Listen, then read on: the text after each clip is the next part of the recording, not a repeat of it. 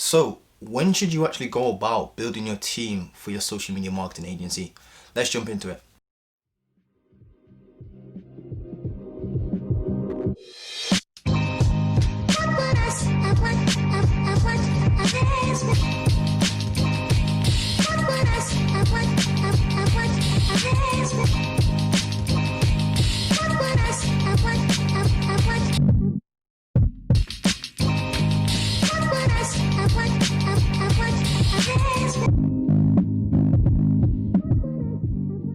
So guys, welcome back to the channel. Montel Gordon here. Hope you guys are all doing well, staying safe. Look guys, if you are new to the channel, make sure you drop a like, comment and subscribe, and make sure you turn on that little notification bell so you get notified basically whenever I drop a fire upload. Guys, also follow me on Instagram. I don't know which side it's gonna pop up out on, but follow me on Instagram. Send me a DM if you have any sort of questions. But guys, in today's video I want to drop a video based on, I've kind of touched upon this in my previous videos, but when should you actually go out there and find an actual team member, a Facebook ads contractor if you will, a media buyer, whatever you want to call it, or even just a team member that's going to help you with like, your actual outreach, or even team member that's going to help you with your actual social media management stuff if you're doing that. So in this video I want to break down exactly that. Now again, I've touched upon this in my previous video, so in today I want to keep it very, very short about, you know, when should you outsource, what should you outsource, where to even find these outsourcers and all that sort of stuff. So guys, for me, I personally believe, and this goes against like 99% of the people out there who's talking about SMMA. Everybody says that you should learn Facebook ads and stuff like that at the beginning. You should at least run one Facebook ad, or like should at least learn Facebook ads to the point where you can run it yourself. And then I still believe in that second point actually, to be fair, but I'll get into that in a second. But look guys, for me, I'll keep it super short in this video. I say you should actually outsource social media or even Facebook ads at the very beginning. The reason why guys is because it's going to be a win-win-win situation. Now before you turn this video off, I want to actually break down exactly why I believe you should outsource from the very beginning. I mean, before you even have client number one, I think you should go out and find a team member right there and then. That does not mean, by the way, you go and find a team member and you just immediately start paying them $1,000 per month. That's not what I mean, or $500 per month, or $300 per month, or whatever your pricing, whatever you've negotiated with them is. I don't say you should do that. What you should do is have a person on your team that allows you to use their case studies, for example. Now this is going to be a little bit difficult for you to do at the beginning, because it's almost like, why would an outsourcer or some dude on the internet that's actually good at Facebook ads allow you to use his results to get more clients? And the reason being guys, and it is kind of funny as well, because like I know these people that are really good at like running ads and stuff, like for like e-commerce businesses, they're really good at running ads and whatnot, and it's like, why would they want to work with me even if I have no clients, I have no experience, I have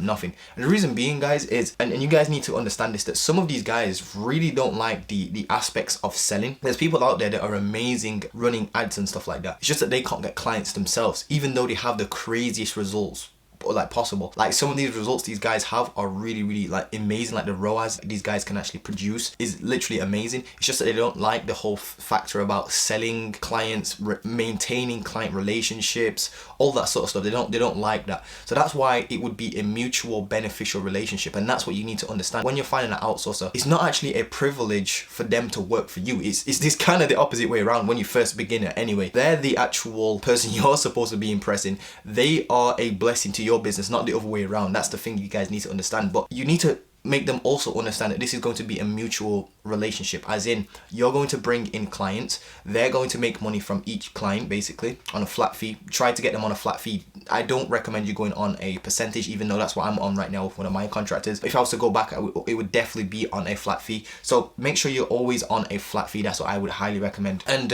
what I kind of recommend you guys outsource immediately is the stuff that you don't actually know. You see, when it comes to an agency, if you look at the definition of the word agency as a whole, like in the actual dictionary, agency is, I can't remember off the top of my head, but if you literally just Google what is the definition of an agency after this video, it will literally say a group, it will say an individual or collective of people that provide a service on behalf of clients. Something on the lines of that. Don't quote me on that. You can actually go and read up the actual definition, but it says something very, very similar to that basically. So right there and then off the bat, it says a group of people or an individual. You can be an individual if you really want to. If you're really in this game for the long term, you're going to need a team member, and you might as well bring them on soon sooner rather than later. And the reason why I say this as well, guys, is because look, it's actually going to help you in more ways than you think. Yes, the obvious benefit of having an outsourcer is that yes, you can leverage their results, of course, and yes, it's also going to free up your time, as in you don't have to spend time, you know, actually delivering the results for your clients. So for me, for example, I'm currently working with one team member right now for my actual agency. He does all the posting and stuff like that. I have never, in fact, yeah, I take that back. I was about to say I have never posted on behalf of a client before, but yes, I have actually worked with social media management clients before in like the hair salon industry, which is really, really weird, by the way. That was way back in like 2018, 19, I can't even remember. It was October 2018, I believe, or October 2019. I remember closing like that client on like £250 per month, and I thought I was the shit, basically. But essentially, guys, and it was only like for like a couple of weeks to actually just do like a trial, basically, like a very low paying client. But anyway, guys, look, I've only posted on one client's social media, and that was only a few posts for the week, basically. So I actually found a team member when I was getting into the Upwork stuff. I actually found a team member immediately before that. Now, before this, I was doing like, you know, real estate ads and stuff like that, and helping real estate agents and whatnot, and that I was doing on my own, which I should have outsourced from the very beginning. The reason being is because I do know how to run ads, and I got very good at running ads and stuff like that, but it took me a long time to learn these ads, even though these were very simple ads to run, like literally native lead gen ads and like running traffic campaigns to like ClickFunnels. Is very, very easy to actually set up, because it's not like e-commerce business where you're actually reliable, you're not actually responsible, should I say, for actually generating the sales. You're optimizing your key KPIs, just how many leads you can generate, which, by the way, is kind of dying out now in the industry. There's real estate agents that are starting to clock on that, yes, okay, you can generate leads, but I can also generate leads as well. It's now I need help with converting those leads into actual customers, which is kind of reason why I'm moving away from, I still have a real estate client, by the way, so I'm actually going to provide him the amazing, immense service. Don't worry about that. When he's ready, of course he's on pause right now because of the whole COVID stuff, but when he's ready, I am going to be killing it with his Facebook ads. So I've learned so much in the last couple of months, and I've been able to do that because I have clients now paying me, and I can learn all this sort of stuff. But anyway, back to the point I'm trying to make. I'm now moving into the e-commerce niche, right? So I don't have the greatest results in e-commerce niche. I actually started out in the e-commerce space doing drop shipping. So I actually learned my Facebook ads, like the stuff I learned about Facebook ads, I learned that from drop shipping, the basis around, you know, like PPE campaigns versus WC campaigns, all that sort of stuff. I learned all of that back when I was doing Shopify drop shipping. That was actually pretty good experience for me. That was before I got into SMMA. I didn't even know what SMMA was back then. Then I started SMMA, well, claimed I started SMMA, and realistically I was just spinning my wheels, just trying to learn Facebook ads and building websites and doing all this dumb shit. So why I recommend you get an outsourcer from the beginning is because you're probably going to be in a position like me. I'm getting into the e-commerce niche now, and I don't really work with e-commerce businesses. I've worked with like one from Upwork, still was able to get okay results for them, and still left me a good review and whatnot. But essentially, guys, right now I don't have the most solid case studies for e-commerce specifically. When it comes to real estate agents, I can show them this thing, that thing, how I was able to generate crazy amounts of leads and whatnot. That's cool. When it comes into getting into e-commerce, there's no way I'm about to go and spend another 6 months learning e-commerce Facebook ads and doing trials again. I feel like that's immature. That's what beginners do. I feel like that's what, and no offense to anybody out there, I feel like that's what beginners do. The reason being is because if you read a book, and I've mentioned this many times before, called The E-Myth, if you start an agency because you think you're good at running Facebook ads, what's going to happen is you're going to be the guy, the anchor of the business, essentially. It's almost like when you, and this is called starting a business from the practitioner's eyes, basically. If you start the business in a position of being the practitioner of the business, which means the whole entire business revolves around you. That means you can't separate yourself from the business, because if you remove yourself, your skills have been removed, which are your Facebook ad skills, and now your business just goes to shit because you're not the guy producing the results. So you've actually just fucked up from the very beginning. So what you should have done is actually found a contractor in place that knows what they're doing with the actual e-commerce ads or whatever sort of niche you're into, and have them run the ads from the very beginning, because that way you can actually separate yourself from the business, and you can actually hire people to actually run your business for you at that point, basically. And then you can just focus on the sales stuff. So you can get an appointment set up, for example, and you just literally all you do is wake up, do sales calls, and you basically don't even talk to your clients at that point anymore. It's literally they're in a Slack channel with your actual team member. They generate the results. Your team member's talking to your actual performance media buyer, basically, and the relationship's blissful. The reason being is because your client's getting good results because the outsourcer knows what they're doing. Your client's happy because they're getting good results, and you're happy because you're getting paid from your client, and you're paying obviously your outsourcer and whatnot. So everybody wins. All parties involved basically win in that situation. Not only that, guys, but this is like a hidden gem that nobody really talks about. You see, and this happened to me as well. You will get imposter syndrome. And what I mean by this is, you know, when you're on your sales calls and you're trying to charge charge a business 2.5k a month or 1k a month, even just 1k a month, for example, in the back of your head, you're going to feel like you're scamming them. The reason why is because you know deep down inside, you're probably, you have an idea as to how to get them results, but if it goes wrong, it's probably still gonna be your fault because you don't really know what you're doing. It's gonna give you a little bit of a guilty conscience. And trust me guys, I've been in this situation so many times before where it's like, I'm talking to a business owner and I'm talking about like generating them, you know, leads with Facebook ads and stuff like that, and how I can scale their business with Facebook ads and whatnot. And in the back of my head, there's this little like voice, and it's almost like I'm doing something that I shouldn't be doing. It makes me feel like slightly guilty. Not that I'm like trying to scam anybody, of course. I don't ever want to be one of those fucking dudes that just takes people's money and run with it. But really think about this. If you've actually been on a sales call, you know exactly what I'm talking about. It's like, why would this person pay me 1.5k if I barely even know what I'm doing? Like, and I know that in the industry there's like memes going around where you close a client for like 2k per month and then you immediately go to Google and type in how to run Facebook ads for